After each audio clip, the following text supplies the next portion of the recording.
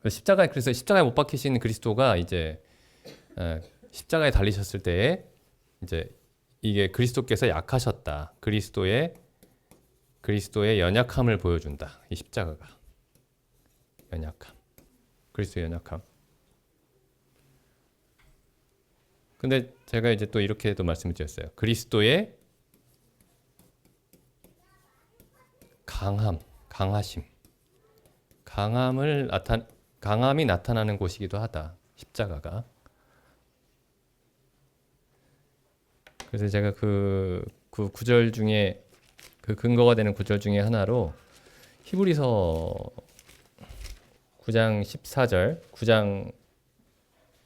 14절 하물며 영원하신 성령으로 말미암아 자기를 하나님께 드린 그리스도의 피가.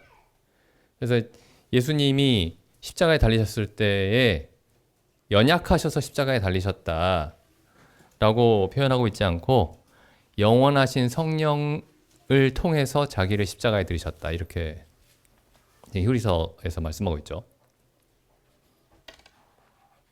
그래서 이제 이 예수님이 태어나셔서 태어나셔서 이제 세례 요한에게 세례를 받으시죠. 침례를 받으시죠. 요단강에서 침례를 받으시고 여기 이제 그래서 성령이 임하시죠.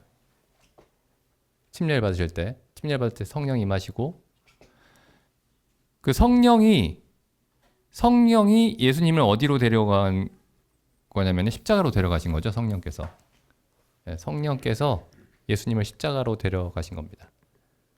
결국에 그 성령이 하신 일이 뭐냐? 여러 가지를 얘기할 수 있겠지만 성령을 통해서 말씀도 전하시고 성령을 통해서 귀신도 쫓아내시고 성령을 통해서 병도 고치시고 여러 가지 일을 하셨지만은 결국에 하나님이 성령을 예수님께 주신 그 한량없이 주신 목적은 뭐냐면은 예수님으로 하여금 이 십자가로 가실 수 있게 십자가를 감당할 수 있도록 성령을 주신 겁니다.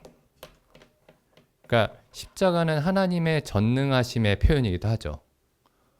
십자가가 이 십자가의 죽음을 이기고 일어나신 것도 하나님의 전능하심의 표현이지만은 그 이전에 십자가를 향해서 가신 것도 그리고 십자가에 달리셔서 하나님의 모든 저주와 진노를 감당하신 것도 그리스도의 강함의 표현이기도 하죠. 그렇죠? 그래서 이제 그리스도의 강함이 그리스도의 연약함으로 그러니까 이게 이제 두 가지가 완전히 분리되는 건 아닙니다. 그러니까 예수님께서 온전히 강하셨기 때문에 온전히 약한 모습을 보이실 수 있었던 거예요. 온전히 강하실 수 있었던 거죠. 예, 그렇게 되는 거죠. 그래서 여기 잘 보시면 근데 여기가 또 십자가를 예표하는 사건이에요. 그죠? 침례 받으신 곳이 죽었다가 살아나신 거죠. 이게 죽었다 살아나는 거를 나타내는 게 침례죠. 예수님이 물에 잠겼다가 일어나셨죠. 그러니까 이 부활의 능력으로 십자가를 지신 겁니다. 그 십자가가 예수님이 죽음을 이기실 수 있는 분이다. 죽음을 이기는 분이다라는 거를 증명한 거예요. 그러니까 잘 보시면 이게 그러니까 십자가와 부활이 있다면은 이게 계속 이렇게 돌아가는 거죠. 이렇게 십자가와 부활이 계속 이렇게 돌아가는 겁니다. 그래서 이걸 누가 잘 표현하고 있냐면은 그러니까 예수님의 생애에서도 마찬가지죠. 예수님이 이제 죽은 자 가운데서 살아나셔서 침례. 그래서 이제 부활하셨는데 이 부활의 능력으로 예수님이 이렇게 말씀하셨죠. 나는 부활이요 생명이니 이렇게 말씀하셨죠. 예수님이 그 부활의 능력으로 십자가를 지셨습니다. 십자가에서 죽으셨어요. 그리고 또 십자가에서 다시 부활하셨죠. 그리고 이제 부활하신 그리스도께서 또 성도들 안에 계시죠. 성도들 안에. 성령을 통해서 성도들 안에 오셨죠. 그래서 고린도 후서에 보시면은 이제 이게 계속 도는 것처럼 이렇게 되어 있는 부분이 이제 여기 이렇게 표현되어 있습니다. 고린도후서 전체가 특별히 그 표현이에요. 고린도후서 전체가. 고린도후서 1장을 보시면은 1장 3절 보시죠. 찬송하리로다 그는 우리 주 예수 그리스도의 하나님이시요 자비의 아버지시요. 이게 그냥 하는 말이 아닙니다. 그러니까 우리 주 예수 그리스도의 하나님이시요. 이게 그냥 하나님 하면은 무조건 우리 주 예수 그리스도의 하나님이시지. 그냥 의례 습관적으로 붙는 수식어가 아니고 이 말을 사도 바울이 항상 하는 이유가 있습니다. 그는 우리 주 예수 그리스도의 하나님이십니다. 우리의 하나님은 우리 주 예수 그리스도의 하나님이세요. 그러니까 그리스도를 대하시듯이 우리를 대하십니다. 그 말을 뒤집어서 생각해 보면은 그리스도의 경험이 우리의 경험이어야 된다는 거죠. 그래야 그리스도의 하나님이 우리의 하나님이 되신다는 뜻이죠. 그래서 사도 바울이 지금 여기 고린도후서 이 3절 이후로 쭉 하시는 말씀이 뭐냐면은 우리의 경험이 그리스도의 경험이 되었다. 우리가 그리스도의 경험에 함께하는 자들이 되었다. 라는 얘기를 하는 겁니다. 그러니까 이 1장 3절에서 그는 우리 주 예수 그리스도의 하나님이시다라는 얘기가 그냥 습관적으로 붙는 그런 수식어가 아닙니다. 보시죠. 그는 우리 주 예수 그리스도의 하나님이시요 자비의 아버지시요. 이 자비도 그러니까 예수 그리스도께 베풀어 주신 자비입니다. 예수 그리스도께서 십자가에 달리셨을 때에 예수 그리스도께 베푸신 자비예요. 모든 위로의 하나님이시며 이 위로도 하나님이 예수 그리스도께 베푸신 위로입니다. 그러니까 이 자비와 위로가 특별히 그러니까 우리는 자비와 위로하면 굉장히 이제 넓은 어떤 의미가 굉장히 넓은 그런 말이죠. 근데 아주 특정하게 얘기를 하자면은 이 자비와 위로는 하나님이 예수 그리스도를 죽은 자 가운데서 살리신 일을 가리키는 겁니다. 죽은 자 가운데서 살리신 일. 그러니까 우리는 위로하면 보통 이제 감정을 위로해 주잖아요. 막 어떤 감정을. 근데 여기 성경에서 말하는 자비와 위로는 감정을 달래주는 게 아니고 슬픈 감정을 달래주는 게 아니고 죽음에 처한 사람을 죽음 가운데 있는 사람을 살려주는 겁니다. 아니면 이제 사복음서에 나와 있는 사건들을 통해서 얘기를 하자면은 아무도 치료할 수 없는 병을 치료하는 거예요. 12병, 12년 동안 혈루병 앓던 여인, 아니면 문둥병자, 죽은 지 나흘 된 사람, 이런 사람들을 살려주실 때 하나님이 자비를 베푸셨다 이렇게 얘기를 하고 하나님이 위로하셨다 이렇게 얘기하는 겁니다. 슬픈 일이 있는데 이게 좀 감정을 좀 다스려주고 그런 정도가 위로가 아니고 하나님의 전능하심이 발휘되는 구원, 그러니까 구원과 같은 말이에요. 구원, 위로, 자비. 구원하신다, 하나님이 위로하신다, 하나님이 자비를 베푸신다. 이게 다 같은 말입니다. 4절 보시죠. 4절에 이제 나오죠. 이제 그 위로가 무슨 의미인지. 우리의 모든 환난 중에서 우리를 위로하십니다. 우리로 하여금 하나님께 받는 위로로서 모든 환난 중에 있는 자들을 능히 위로하게 하시는 이시로다.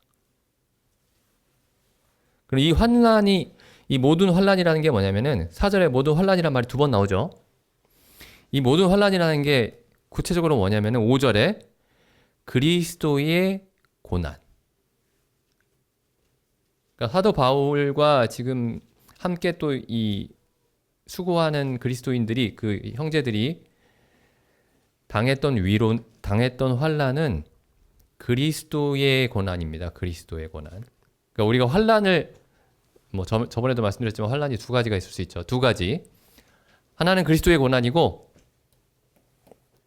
그리스도의 고난은 그리스도께는 아무런 죄가 없는데 그리스도께서 우리를 위해서 당하신 고난이죠. 하나님의 뜻을 위해서 당하신 고난이죠. 그리고 우리의 범죄, 우리의 죄가 개입된 원인이 되는 고난이 있습니다. 성경이 그걸 두 가지를 분명하게 구별해서 말씀하고 있죠. 다시 한번 찾아볼까요? 베드로전서 2장 18절.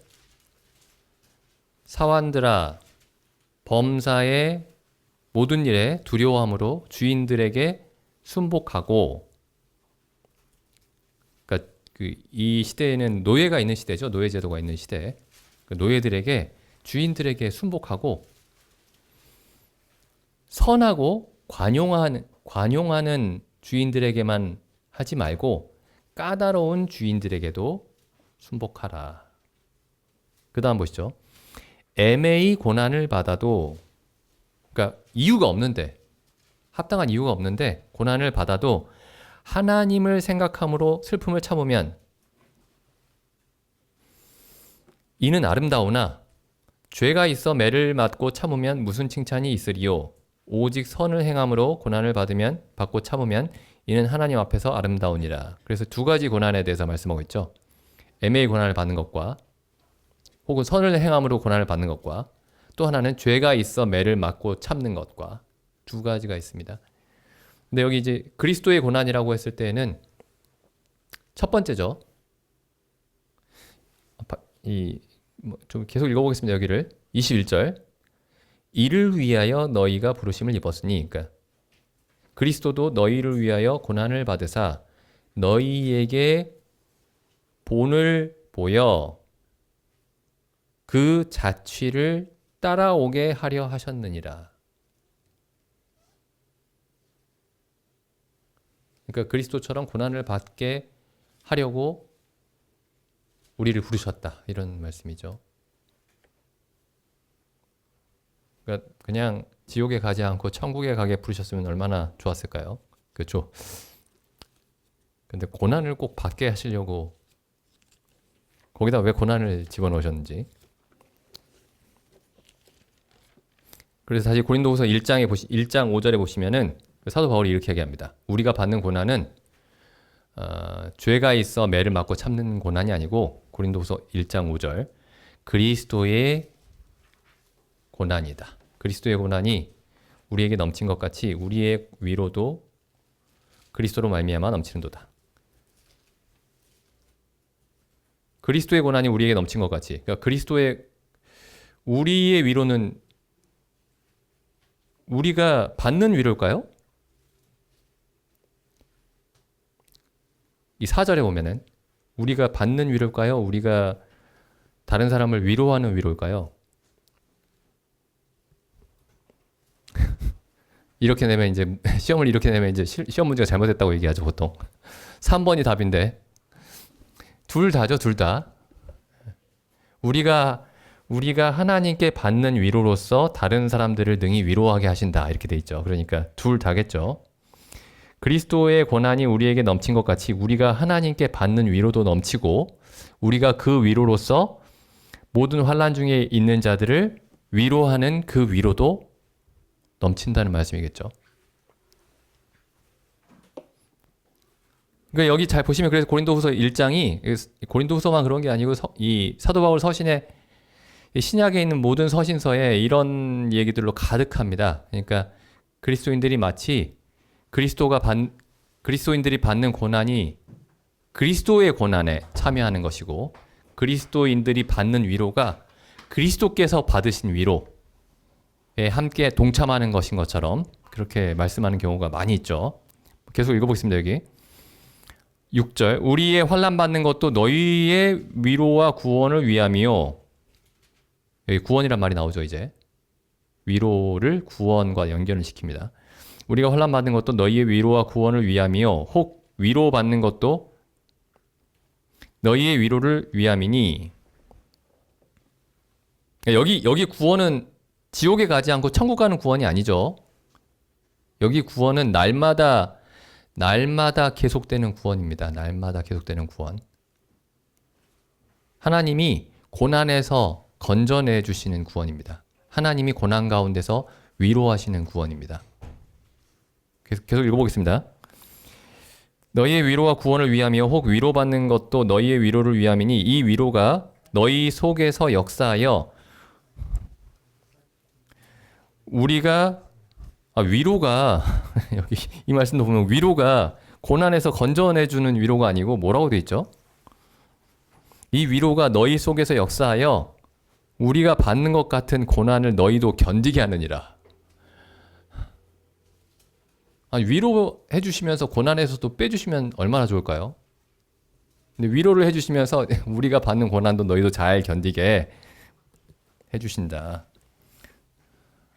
7절 너희를 위한 우리의 소망이 견고함은 너희가 그리스도의 고난에 참여하는 자가 된 것 같이 그리스도께서 받으신 위로에도 참여할 줄을 알미라. 그 다음 보시죠. 8절 형제들아 우리가 아시아에서 당한 환난을, 이 환난 얘기가 4절부터 시작됐었죠. 4절부터 형제들아 우리가 아시아에서 당한 환난을 너희가 알지 못하기를 원치 아니하노니 힘에 지나도록 심한 고생을 받아 살 소망까지 끊어지고 우리 마음에 사형 선고를 받은 줄 알았으니, 그러니까 지금 이 사도 바울이 이걸 뭐라고 얘기하고 있죠? 그리스도의 고난, 그러니까 그리스도의 십자가에 빗대서 얘기하고 있습니다. 그러니까 사형 선고를 받은 거예요. 이건 우리가 어떻게 할 수가 없다. 이 환난에 대해서는 우리가 벗어날 길이, 우리 힘으로 벗어날 수 있는 길이 전혀 없다.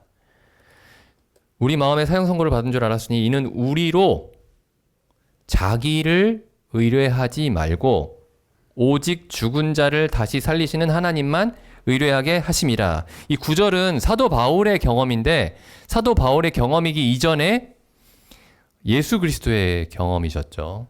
예수 그리스도의 경험이셨습니다. 예수 그리스도의 십자가에서의 경험이셨죠. 10절 그가 이같이 큰 사망에서 우리를 건지셨고, 여기서 다 끝났으면은 그가 이같이 큰 사망에서 우리를 건지셨느니라 이렇게 끝났으면은 이게 이제 1회로 끝나는 거죠. 1회로.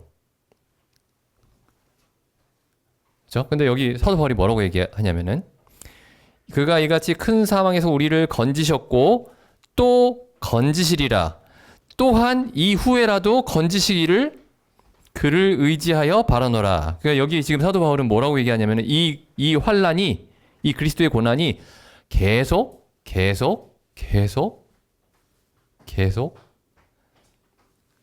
반복될 것이다. 이렇게 얘기하고 있죠. 그것도 아주 소망에 차서. 왜냐하면 이게 그냥 고난이 피할 수 없는 거다, 어쩔 수 없지 이렇게 얘기하는 게 아니고, 이 1장 5절에 그리스도의 고난이 우리에게 넘친 것처럼 그리스도의 위로도 넘칠 것이기 때문에.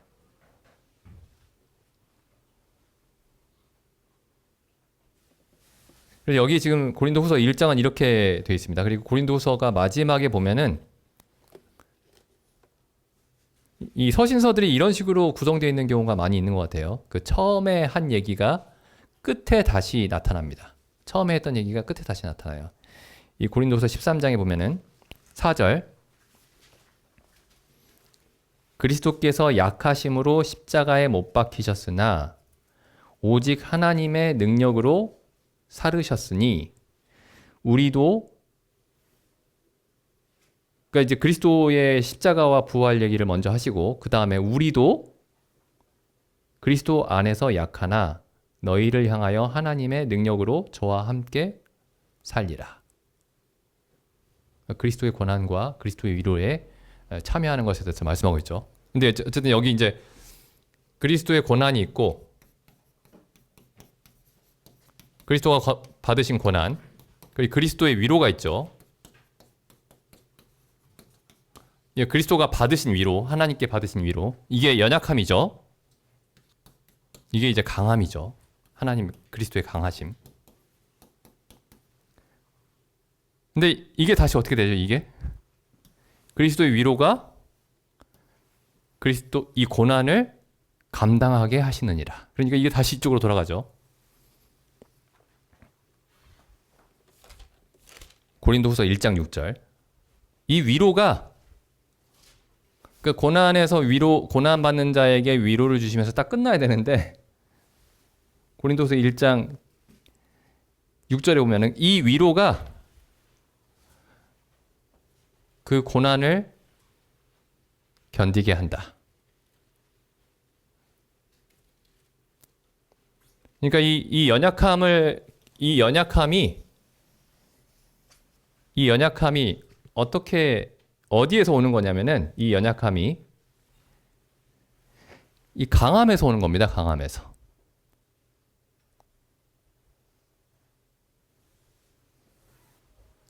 제가 좀 복잡하게 얘기한 것 같은데, 그러니까 성령께서 예수님이 항상 성령에 충만하시지 않으셨으면은 십자가를 감당하실 수 없었다는 거예요. 성령은 그래서 이런 이제 옛날 그리스도인들이 이런 얘기를 많이 했어요.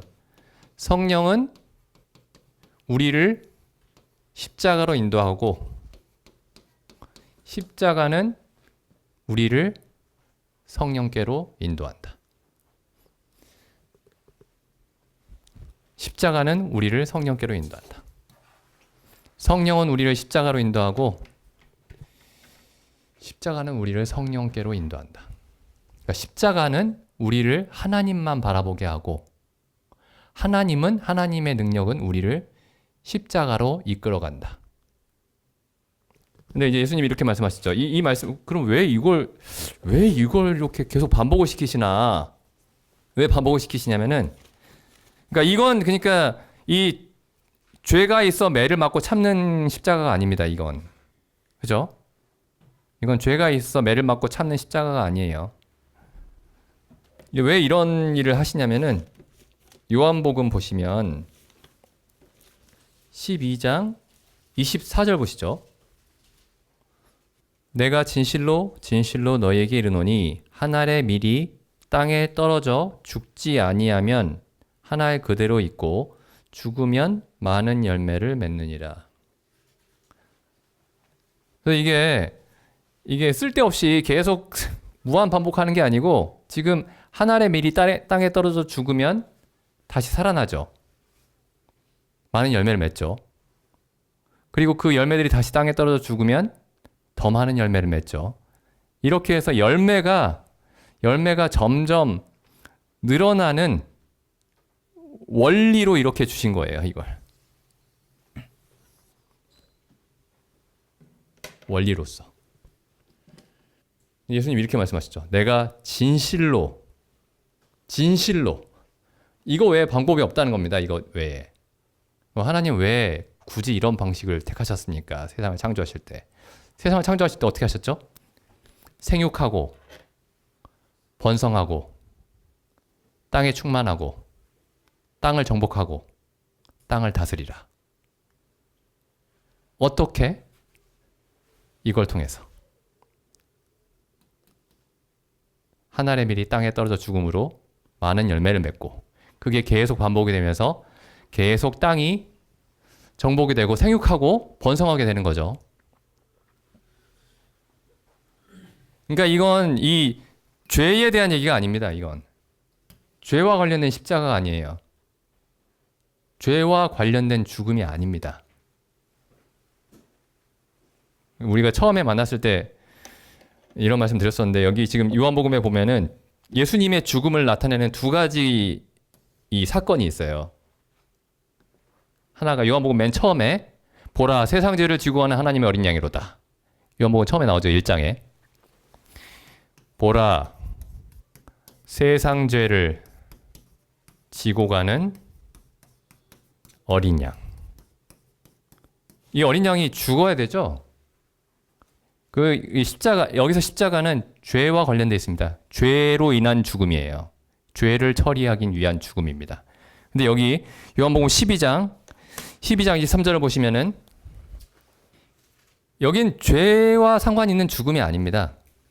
뭐라고 말씀하시죠? 12장 23절. 인자가 영광을 얻을 때가 왔도다. 인자가 영광을 얻으면서 하신 일이 뭐죠? 아버지의 영광을 나타내시죠. 그래서 지금 이 말씀과 12장 24절 말씀과 창세기 1장에 생육하고 번성하고 땅에 충만하고 땅을 정복하고 땅을 다스리라 라는 말씀을 이 말씀을 통해서 이해를 해야 됩니다. 이 말씀을 통해서. 그 다음 계속 읽어보겠습니다. 여기 요한복음 12장 25절. 그래서 24절 보면 예수님 자신에 대한 얘기죠. 예수님 자신에 대한 말씀인데 25절 보시면 자기 생명을 사랑하는 자는 잃어버릴 것이요 이 세상에서 자기 생명을 미워하는 자는 영생하도록 보존하리라. 여기까지도 예수님 자신에 대한 말씀인 것 같죠. 26절 사람이 나를 섬기려면 나를 따르라. 어디로 따라오라는 거죠? 24절, 25절부터 읽어야 되겠죠. 26절만 딱 떼서 읽으면 이게 무슨 말인지 잘 모릅니다. 예수님은 어디든지 따라가야지. 이렇게. 근데 보통 즐거운 곳을 상상을 해요. 편안하고 즐거운 곳. 근데 예수님이 따라오라고 한 곳은 하늘의 밀이 땅에 떨어져 죽음으로써 많은 열매를 맺는 곳에 따라오라고 하시는 겁니다. 26절 다시 보면 사람이 나를 섬기려면 나를 따르라. 나 있는 곳에 나를 섬기는 자도 거기 있으리니 사람이 나를 섬기면 내 아버지께서 저를 귀히 여기시리라. 그럼 이 말씀 그대로 했던 사람이 고린도후서 1장 아까 읽었던 우리가 고린도후서 1장의 사도 바울이죠. 그리스도의 고난에 참여한 것 같이 그리스도의 고난에도 참여하게 되었다. 그리고 너희도 고린도 교회 성도들도 그렇게 될 것이다. 근데 복음이 무슨 고난에 대한 얘기가 이렇게 많습니까? 복음은 기쁜 소식인데. 근데 이 말씀이 좀 중요한 것 같아요. 이 말씀. 요한계시록 21장 보시죠. 그 예수님이 재림하시고 사단까지도 이제 불못에 던지우고 천년왕국도 끝나고 이제 새 하늘과 새 땅이 시작이 되죠. 요한계시록 21장. 또 내가 새 하늘과 새 땅을 보니 처음 하늘과 처음 땅이 없어졌고 바다도 다시 있지 않더라. 또 내가 보매 거룩한 성 새 예루살렘이 하나님께로부터 하늘에서 내려오니 그 예비한 것이 신부가 남편을 위하여 단장한 것 같더라. 내가 들으니 보좌에서 큰 음성이 나서 가로되 보라 하나님의 장막이 사람들과 함께 있음에 하나님이 저희와 함께 거하시리니 저희는 하나님의 백성이 되고 하나님은 친히 저희와 함께 계셔서 모든 눈물을 그 눈에서 씻기심에 모든 눈물을 완벽하게 영원히 씻겨주시는 날은 이때입니다. 그러니까 그 전까지는 하나님 왜 눈물 납니까? 나 하나님 잘 믿는데 왜 하나님 나 눈물 납니까? 눈물 나야 되는 거예요. 이게 21장까지는. 요한계시록 21장까지는 눈물이 나야 됩니다. 근데 눈물 안 날 거라고 기도하고 있다가 눈물이 나면은 혼란스럽죠. 근데 이걸 보고 이때 닦아주시는구나. 이때 다 닦아주시는구나. 이때 다 닦아주십니다. 이때. 그리고 그 전까지는 어떻게 하시죠? 고린도후서 1장처럼 그리스도의 고난에 참여하면 그리스도의 위로에도 참여할 것이고 그 그리스도의 위로에 참여한 자가 그리스도의 고난을 더 감당하게 하실 것이고 그러면 그리스도의 위로가 더 커질 것이고 그러면 그리스도의 고난이 더 커질 것이고 이렇게 되는 거예요. 하나님은 왜 이렇게 하셨을까요? 계속 읽어보겠습니다. 여기 21장 4절. 모든 눈물을 그 눈에서 씻기심에 제가 이 말씀 보고 그렇구나 한 적이 있었습니다. 계속 읽으면서도 그냥 지나가는데 이 모든 눈물은 이때 씻겨주시는구나. 다시 사망이나 애통하는 것이나 곡하는 것이나 아픈 것이 다시 있지 아니하리니. 그러니까 이때까지는 다 있는 거예요. 죽음도 있고 애통하는 것도 있고 곡하는 것도 있고 아픈 것도 있습니다. 처음 것들이 다 지나갔음이로라. 이 일이 우리에게는 시작을 했죠. 시작. 고린도후서 5장에 그런즉 누구든지 그리스도 안에 있으면 새로운 피조물이라. 이전 것은 지나갔으니 보라 모든 것이 새 것이 되었도다. 그렇게 이제 이 일이 시작이 됐죠. 시작이 됐는데 그 일이 온전히 완성되는 날은 우리 안에 착한 일을 시작하신 이가 그리스도 예수의 날에 이루실 줄을 우리가 확신하노라. 빌립보서 1장에 나와 있죠. 착한 일이 우리 안에 시작이 됐고 그 일이 온전히 이루는 것은 그리스도 예수의 날에 온전히 이루신다. 이렇게 말씀하고 있습니다. 딱 들어보시고 이거 그렇게 기쁜 소식은 아니구나. 그러실 수 있어요.